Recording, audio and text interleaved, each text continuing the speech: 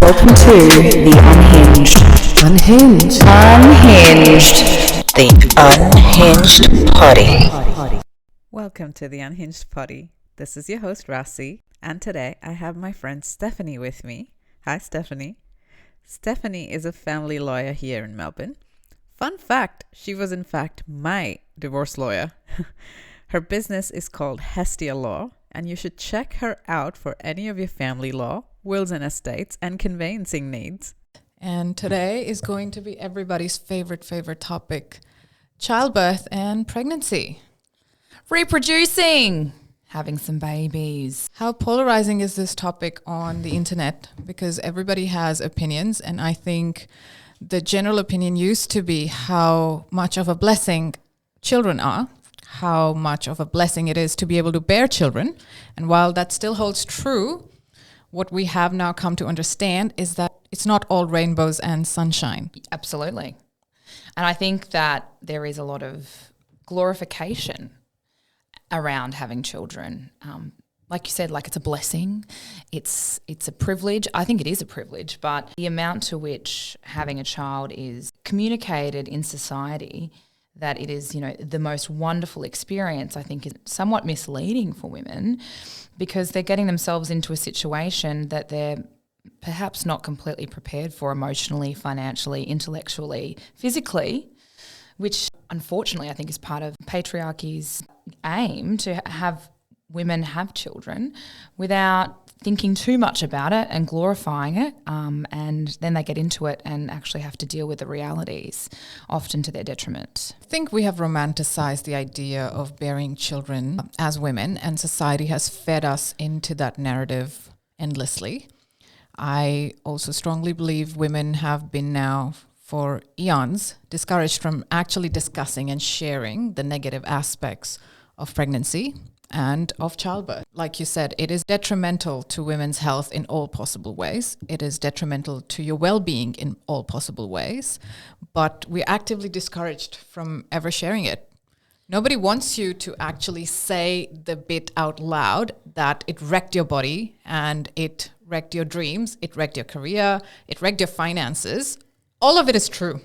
All the mothers who are doing it right will always tell you that this is going to be the case and it is a huge sacrifice, but they're happy to do it. There's a caveat of but rest of it, right up to that point of it being a blessing and it being worth it, it's all still a pain and it's not worth it to a lot of women too, and they're discouraged from ever sharing that part. Now with internet and connectivity between women becoming better, women are anonymously at least coming forward to share what their experience is like and what their feelings are like about childbirth.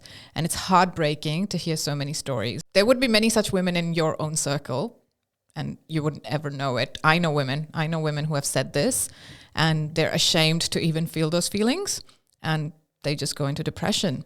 But before we go into all of these aspects, we will like to cover each area one by one, and I think we'll have to do this in multiple parts. So let's go. I think we can start with education. How men and women have been asked to view pregnancy and childbirth has also been traditionally warped. I don't believe school or colleges are giving enough education to lay people who are not into medical fields, enough information about what it means to bear a child. When it comes to women's bodies. Sure, women's bodies are designed to bear children. Female bodies in all living creatures are designed to bear children. But make no mistakes, they're designed to survive a childbirth. They're not designed to do it effortlessly. There's a difference. Men seem to be able to think that's our sole purpose, first of all. And that's the narrative that all of them have been fed.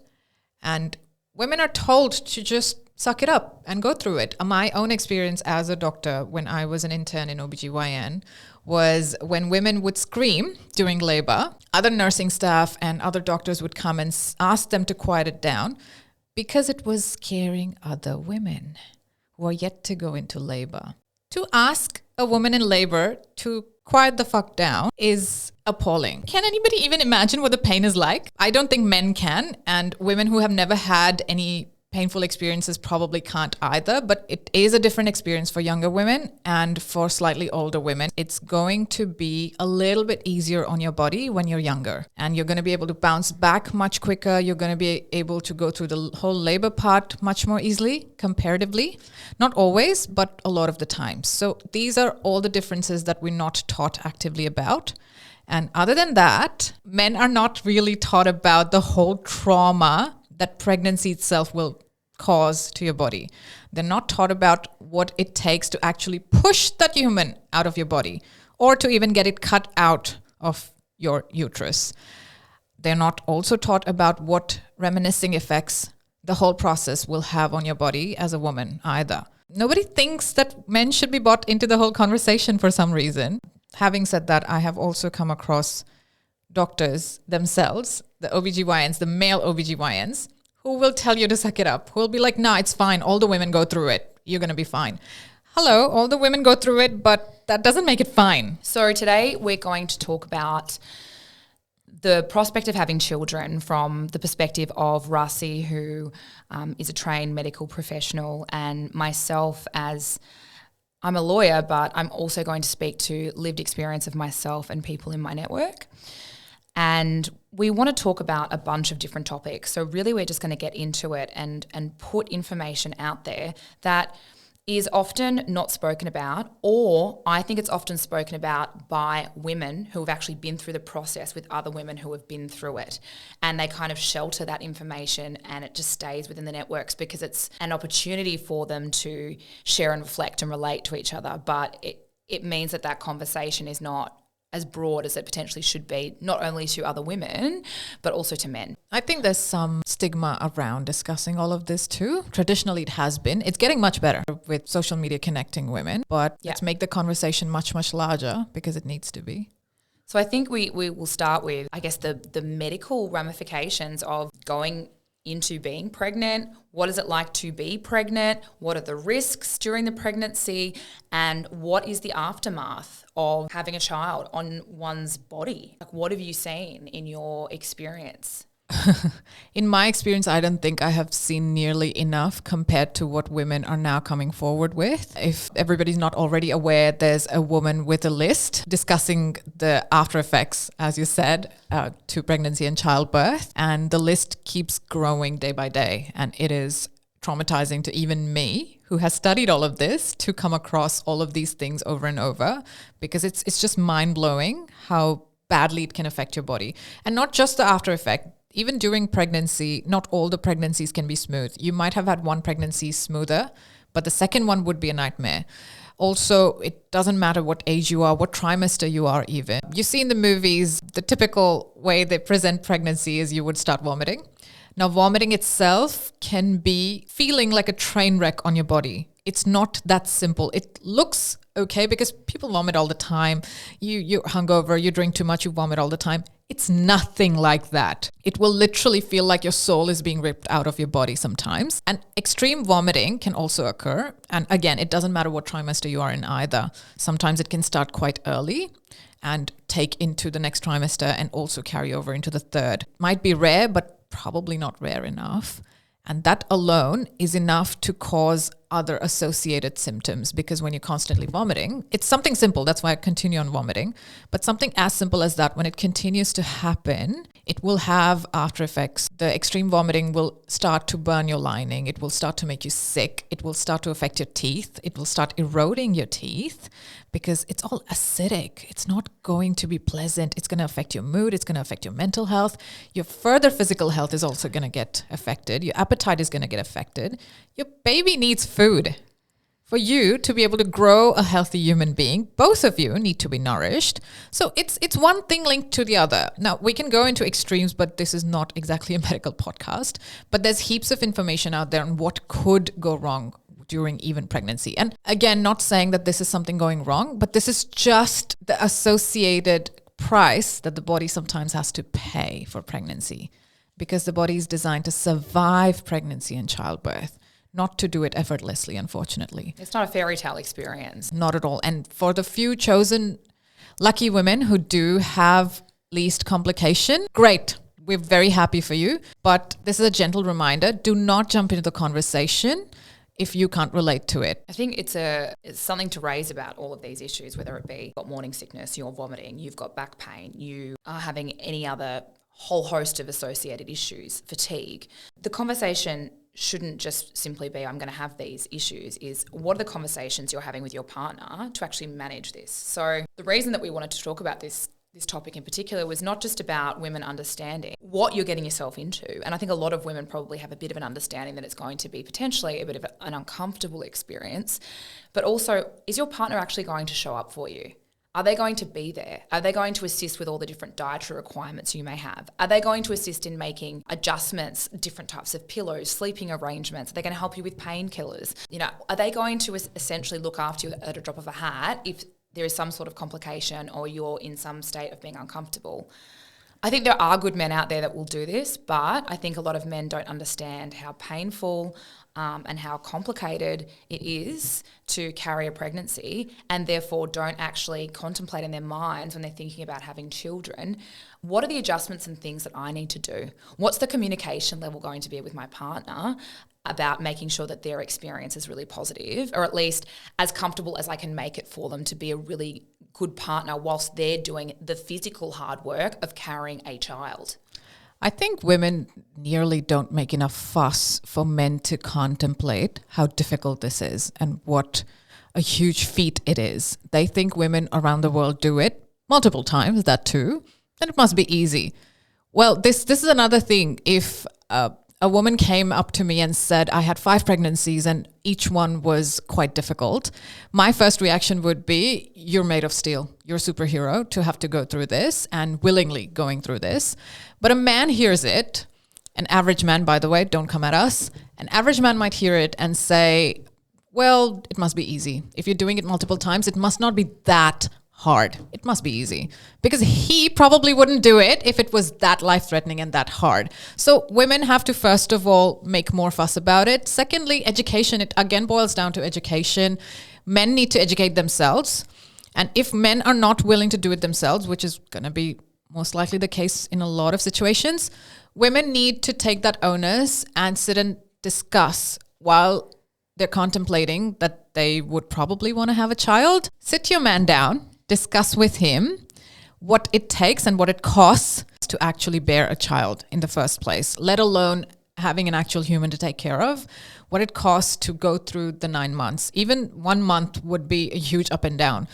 The man needs to understand what it takes. Probably it's just a matter of filling in the gap for them. For a lot of men, I don't think they are communicated this enough. If he doesn't pick up the book and if he doesn't go and seek out that information, it probably is the women's burden to make sure that the man understands, because ultimately it's going to be for your care and your needs to be looked after while you are carrying his child. It sounds a little bit tedious, but trust me, if you have any problems, you're going to want to have your partner right there to look after you, or to at least understand your needs and to give you that space and that support, much needed support, because it's not just your child, it's both of your child. Education and conversation, just awareness. It's not even condescending, because a lot of women are now coming out and saying, I feel betrayed and cheated because nobody told me about these minor small details that go into pregnancy and childbirth. Imagine if women are saying this. Imagine how bad it is for the men. They don't know even half of it. Go and talk to people and seek out the negative things. Don't dismiss them because it might scare you off of having children. No. Go make an informed decision. Women who have had life-threatening pregnancies still choose to have subsequent pregnancies, by the way. People do choose to go through it despite all the information, even if it's negative, even if their lived experience is negative. It's better to be prepared and build your support system around it. Build your mental capacity around it. Yours and your partner's both. In the dynamic, we're talking about heterosexual relationships. Oh, yes. But this very much holds true for any relationship, whether it's same-sex, non-binary, or anyone from the queer community. The queer community is included in these conversations with us. Yes. And we're an ally to the queer community. The way in which we discuss these topics, we will be talking about them in a hetero sense, in that that's our reality and that's our lived experience. But please know that you're included in this conversation as well. Something else that is not discussed, I think, enough, again, with younger women and men, is that not all pregnancies go to term.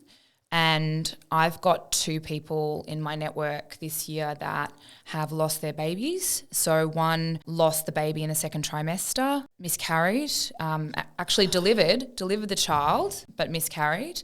And the other was a baby that was, again, in the second trimester. The mum went into labour early. The baby was delivered and was alive, but died 2 days later. Both of these situations, you can't prepare yourself for, I don't think, in any which way.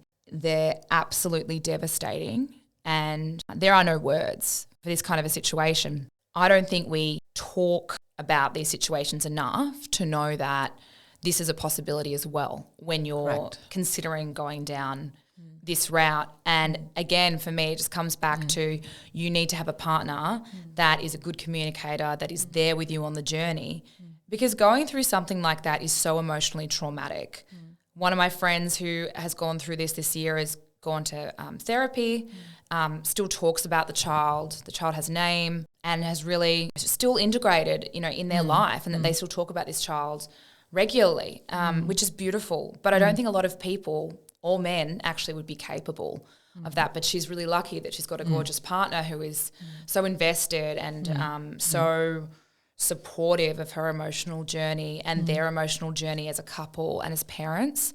Men need to be taught that and be prepared that there can be complications as tragic as not going to full term or losing the baby once they've had the baby. That happens as well. Associated with any sort of miscarriage or any such unfortunate outcome is a surge of hormones and emotions that the woman goes through, even if the woman wants to find closure after these situations and all of this trauma.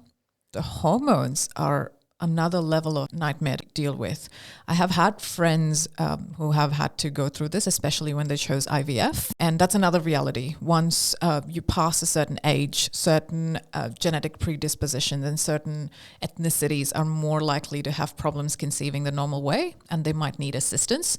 So with IVF, multiple pregnancies are quite common, and so is multiple miscarriages. And to go through this over and over is not easy, and a partner needs to be conveyed of all of this reality. And men will quite often not grasp the full depth of how frustrating the whole process can be and how exhausting it can get. And I've also met women where the woman lost the baby, it was a miscarriage, but for some reason the partner thought it was a good idea to tell her that if she hadn't done X, Y, and Z, maybe the baby would still be there.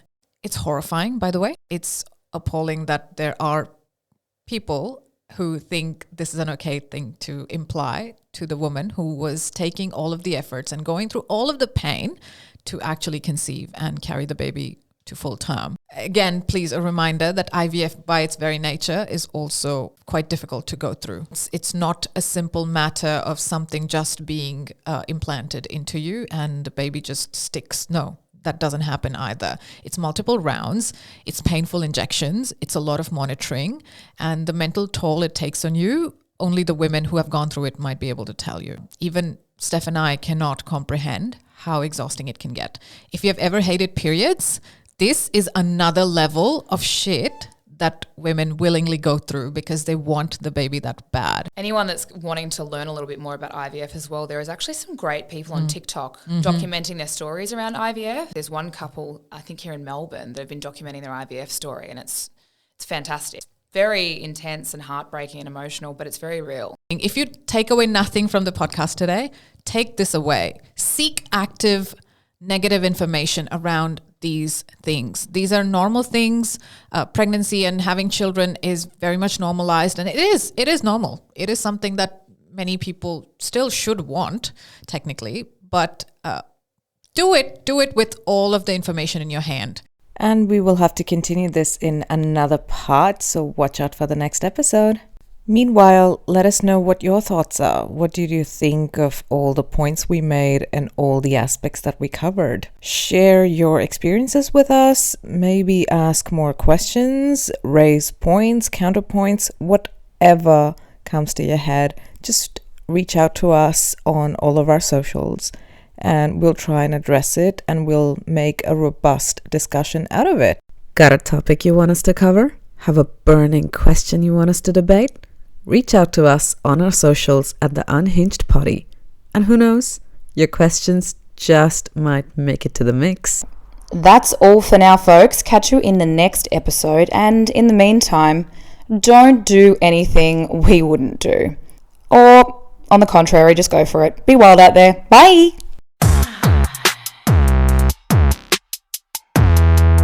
The Unhinged Potty.